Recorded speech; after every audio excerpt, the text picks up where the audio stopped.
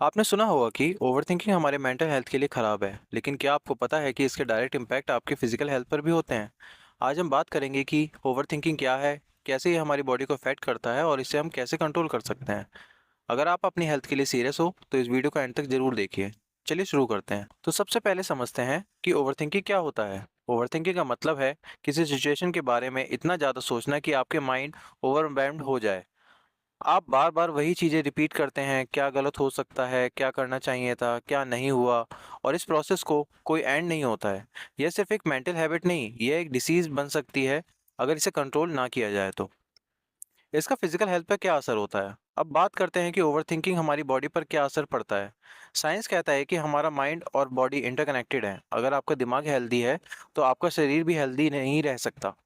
चलिए इसको डिटेल में समझते हैं। स्ट्रेस हार्मोन का ओवरलोड। ओवरथिंकिंग की वजह से हमारा ब्रेन कंटिन्यूअसली स्ट्रेस हार्मोन जैसे कोर्टिसोल और एड्रेनलिन को रिलीज करता है।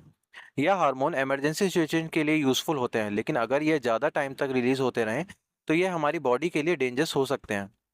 यह high blood pressure, heart diseases और डायबिटीज़ का रिस्क को और ज़्यादा बढ़ा सकते हैं। दूसरा है स्लीप डेप्रिवेशन, नींद की कमी। जब आपकी माइंड एक ही थॉट पर स्टक रहता है तो नींद आना मुश्किल हो जाता है। पुअर स्लीप सिर्फ थकान नहीं लाता, बल्कि कॉग्निटिव डिक्लाइन, ओबेसिटी और इम्यून सिस्टम वीकनिंग भी का रीजन भी बन सकता है। स्टडी कहते हैं कि क्रॉनिक ओवरथिंकर का स्लीप साइकिल डिस्टर्ब होता है, जो लॉन्ग टर्म हेल्थ इशू को ट्रिगर करता है। इसमें अगला पॉइंट है डाइजेस्टिव सिस्टम को इफेक्ट करना। क्या आपने कभी स्ट्रेस की वजह से स्टमक पेन, नोजिया या इंडाइजेशन को फील किया है? यह सब ओवरथिंकिंग के साइन है। जब आपका माइंड रेस्टलेस होता है, तो आपका डाइजेस्ट सिस्टम भी प्रॉपर्ली फंक्शन नहीं करता है। यह गट ब्रेन कनेक्शन के डिसफंक्शन का एग्जाम्पल है। इसमें अगला है वीक इम्यून सिस्टम। ओवरथिंकिंग का लॉन्ग टर्म इफेक्ट है, आपका इम्यून सिस्टम को वीक कर देता है। आप ज़्यादा बीमार पड़ते हैं और कॉमन इन्फेक्शन जैसे कोल्ड या फ्लू आपको इजीली इम्पैक्ट करते हैं। क्रॉनिक स्ट्रेस और ओवरथिंकिंग की वजह से बॉडी के नेचुरल डिफेंस मैकेनिज्म कमजोर हो जाता है। इसमें अगला पॉइंट है क्रॉनिक पेन और फैटीग। रिसर्च यह भी दिखाता है कि ओवरथिंकिंग और क्रॉनिक पेन कंडीशन का कनेक्शन है।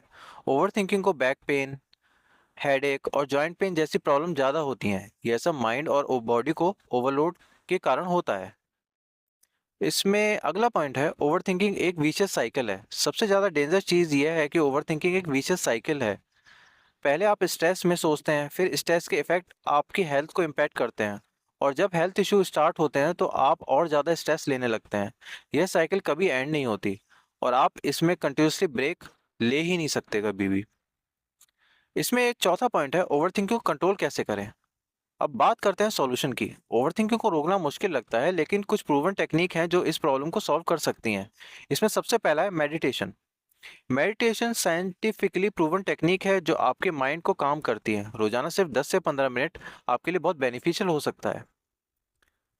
रोजाना सिर्फ 10-15 मिनट के लिए डीप ब्रीथिंग और मेडिटेशन प्रैक्टिस कीजिए। यह ना सिर्फ आपके लिए स्ट्रेस को कम करेगा, बल्कि आपका फोकस और प्रोडक्टिविटी को भी बढ़ाएगा। अब मेडिटेशन के बाद आता है फिजिकल एक्टिविटी। एक्सरसाइज एक नेचुरल स्ट्रेस रिलीवर है। चाहे आप ब्रिस्क वॉकिंग करें, योगा करें, रनिंग करें, फिजिकल एक्टिविटी आपकी बॉडी से स्ट्रेस हार्मोन को फ्लश आउट करने में मदद करती है। ये आपकी स्लीप क्वालिटी को भी इम्प्रूव करती है।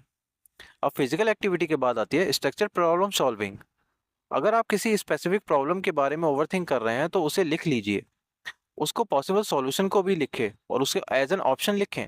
जब आप अपने थॉट को ऑर्गेनाइज करते हैं तो ओवरथिंकिंग का साइकिल ब्रेक होता है, जो कि आपको हेल्प करेगा। अब स्ट्रक्चर प्रॉब्लम सॉल्विंग के बाद आती है gratitude practice. Daily gratitude practice से ओवरथिंकिंग को कंट्रोल करने में मदद मिलती है। हर दिन के एक दिन में 3 चीजें लिखिए जिनके लिए आप थैंकफुल हैं। यह हैबिट आपके माइंड को पॉजिटिव डायरेक्शन में शिफ्ट करती है। अब ये सब करने के बाद भी अगर आपको कोई फायदा नहीं हो रहा, तो अब इसके बाद आती है प्रोफेशनल हेल्प। अगर ओवरथिंकिंग सीवियर है और आपको लगता है कि यह आपकी लाइफ को इम्पैक्ट कर रहा है, तो एक थेरेपिस्ट या काउंसलर से कंसल्ट करना जरूरी है। थेरेपी आपको टूल्स और टेक्निक प्रोवाइड करेगी जो आपके मेंटल और फिजिकल हेल्थ को बैलेंस में लाएगी। तो ये कुछ पॉइंट थे जो आप यूज कर सकते हैं अपनी डेली लाइफ में और अपनी ओवरथिंकिंग को कम कर सकते हैं। तो दोस्तों, ओवरथिंकिंग एक छोटी सी प्रॉब्लम लगती है, लेकिन इसका इम्पैक्ट हमारी बॉडी और हेल्थ पर बहुत बड़ा होता है। मेंटल और फिजिकल हेल्थ दोनों एक दूसरे के साथ कनेक्टेड हैं और दोनों का बैलेंस मेंटेन करना जरूरी है। इसलिए अपने माइंड को रिलैक्स कीजिए, अननेसेसरी थॉट से दूर रहिए और अपने आप को ज़्यादा इंपॉर्टेंस दीजिए। जैसे कहते हैं हेल्थ इज़ वेल्थ, तो अपनी वेल्थ को प्रोटेक्ट करने का आपकी रिस्पॉन्सिबिलिटी है।